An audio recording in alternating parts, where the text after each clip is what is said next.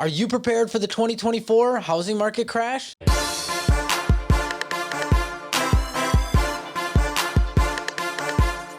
Will the housing market crash in 2024? That's the big question, and one I'll try to answer in this video. Stick around to the end to get all the information. Hi guys, I'm John Glassman, or Johnny Real Estate, your local Chippewa Valley real estate guide. A lot of people are asking, is the housing market going to crash in 2024? The first question we have to ask ourselves is, what does the data say? One set of data that seems to be pointing in that direction is the fact that housing costs are outweighing the average income. That's because usually when there's a balloon, housing prices are going up based on fraudulent loans, as it did in 2008, and that there's a bubble. And when people can't pay for those loans, that bubble collapses. That's what's happened in 2008. However, we have to ask ourselves why the housing prices are going up, and is it related to people who can't afford to buy a home actually buying homes that they can't afford? And the answer simply is no.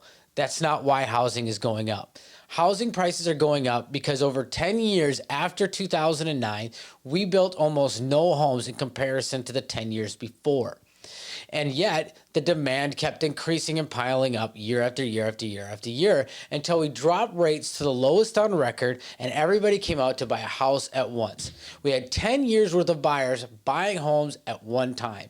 We also have people locked into these extremely low rates that were not interested in selling their starter homes. The current data tells us that of all the home buyers, 48% own their houses in cash. Out of the remaining 52%, 72% of those buyers have a rate under 4%. The rest under 5%. Less than 1% of homeowners have a rate over 5%. Hear that again. Less than 1% of homeowners have a rate over 5%. Now keep that data in mind. You're going to need it for this next point. Now, that data doesn't support any kind of crash happening imminently or in the near future. To get housing prices down, we have to build houses. The average age of a contractor right now is in his 40s, with no new contractors coming up. And so we're not seeing houses being built. Rather, what are the contractors building? Investment properties, because that's where the money is. So go to any city in the United States and you're going to find apartment buildings being built everywhere. And that's no different here in the Chippewa Valley. One quick drive around town and you'll see that that is true. So we have to ask ourselves, what does the data really say? The other problem that we're having in our market right now is because people are locked into those low rates of under 3 and under 4%, they're unlikely to sell into these higher rates like 8 and 7%. We are getting better at just over 6%, but we're still too far away for those sellers to put their houses on the market and bring more inventory to our housing market. Couple that with the fact that a recent study showed that with a 1% decrease in rates, we are likely to have 5 million more buyers come to the market. That'll bring us from around 6.5% to nearly 5.5%. And I just told you that 5.5% is still not close enough to bring sellers to the market. So we'll bring 5 million new buyers to the market and almost no more used homes.